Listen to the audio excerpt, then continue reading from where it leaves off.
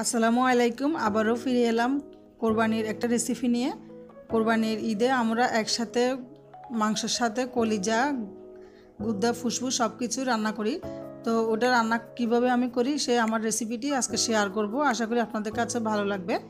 তাহলে চলুন শুরু করা যাক। এখানে গরুর মাংস, কলিজা, গুদ্দা, ফুসফুস, তিল্লি, হাড়, চর্বি সব কিছু মিলিয়ে 3 কেজি থেকে বেশি হবে।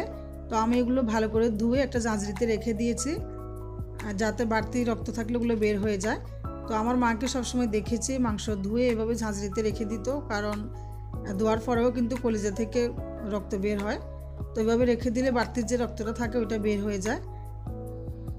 তো এখন আমি রান্না করার জন্য একটা হাঁড়ি নিয়েছি, হাঁড়িতে সবগুলো মাংস একসাথে দিয়ে দিচ্ছি।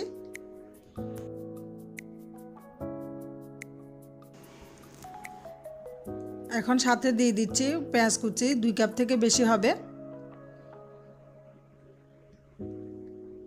এরপরে এখানে আছে হাফ কাপ আদা বাটা, হাফ কাপ রসুন বাটা,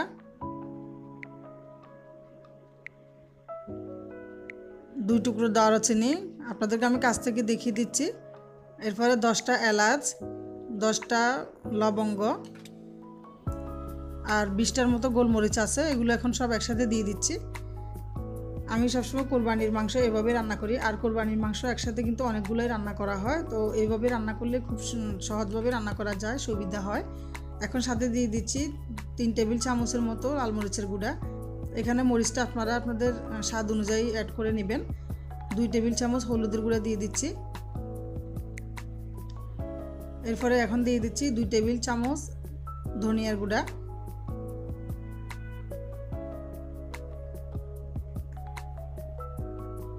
জিরার গুঁড়া দিব 1 টেবিল চামচ। এরপরে আরও 1 চা চামচ দিয়েছি,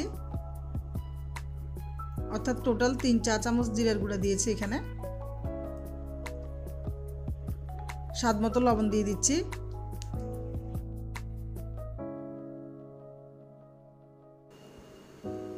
এখানে আছে হাফ কাপ সরিষার তেল। আমি আমার শ্বশুরবাড়িতেও দেখেছি সবসময় সরিষার তেল দিয়ে রান্না করতো, আমার মাকেও দেখেছি কোরবানির মাংসটা সরিষার তেল দিয়ে হাতে মেখে তারপরে চুলা বসিয়ে দিত।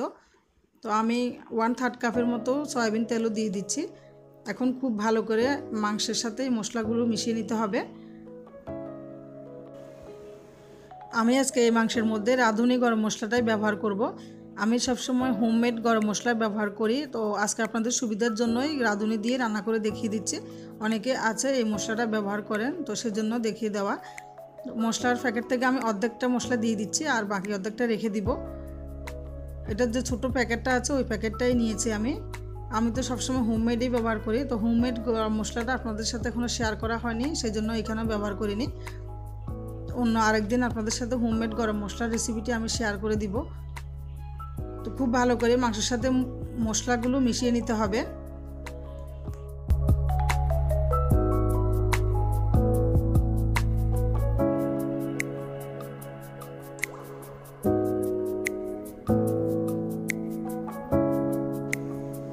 তো আমার মাকে দেখতাম যে এখানে মাংস ভালো করে হাত দিয়ে মেখে এরপরে হাতটা ধুয়ে একটু পানিও দিয়ে দিত। তো আমি আর পানিটা দিইনি, আমি কোনো পানি এখানে ব্যবহার করিনি। এখন চুলার আঁচ একদম হাইতে করে ঢাকনা দিয়ে 5 মিনিটের জন্য রান্না করতে হবে। তো 5 মিনিট পরে আমি ঢাকনাটা খুলে নিলাম। এখন খুব ভালো করে একবার মিশিয়ে নিতে হবে। আমি যেহেতু মাংসের মধ্যে কোনো পানি দেইনি, তো এরপরে মাংসটা ধোয়ার পরেও কিন্তু ঝাঁঝরিতে রেখে দিয়েছিলাম, তো বাড়তির যে পানিটা ছিল ওটাও কিন্তু অনেকটা বের হয়ে গেছে। এখন ভালো করে মিশিয়ে নিয়ে ঢাকনা দিয়ে একদম 15 মিনিটের জন্য চুলার আঁচ মিডিয়ামে রেখে দিতে হবে। 15 মিনিট পরে এসে আমি ঢাকনাটা খুলে নিলাম। 15 মিনিটের মধ্যে আমি 2 বার নেড়ে ছেড়ে দিয়েছিলাম। এখন আরও একবার ভালো করে মিশিয়ে নিচ্ছি। মাংস থেকে দেখুন কিছুটা পানি বের হয়েছে, আমি কিন্তু কোনো পানি দেইনি। তো এই পানির মধ্যেই মাংসটা বেশ কিছুক্ষণ ধরে কষিয়ে নিতে হবে।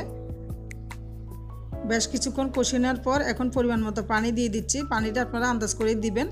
অনেক সময় দেখা যায় কিছু গরুর মাংস খুব তাড়াতাড়ি সিদ্ধ হয়, আবার কিছু অনেক সময় দরকার হয়। তো আমার এই গরুর মাংসটা সিদ্ধ হতে অনেক টাইম লেগেছে, প্রায় 40 মিনিটের মতো সময় লাগছে। তো এখন মাংসটা সিদ্ধ হওয়া পর্যন্ত ঢাকনা দিয়ে রেখে দিব, আর মাংসটা সিদ্ধ হওয়ার পরে আমি ফিরে এলাম। তো এর মধ্যে আমি 2-3 বার নেড়ে ছেড়েও দিয়েছি। আর মাংসের মধ্যে এরকম ঝোল রাখবো।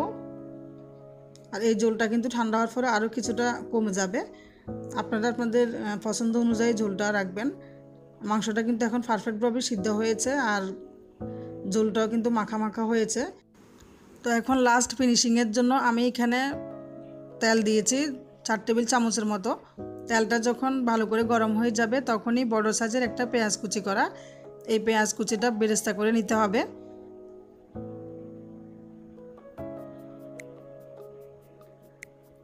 পেঁয়াজ কুচিটা বেরেস্তা হয়ে যাওয়ার পরে মাংসের মধ্যে দিয়ে দিচ্ছি।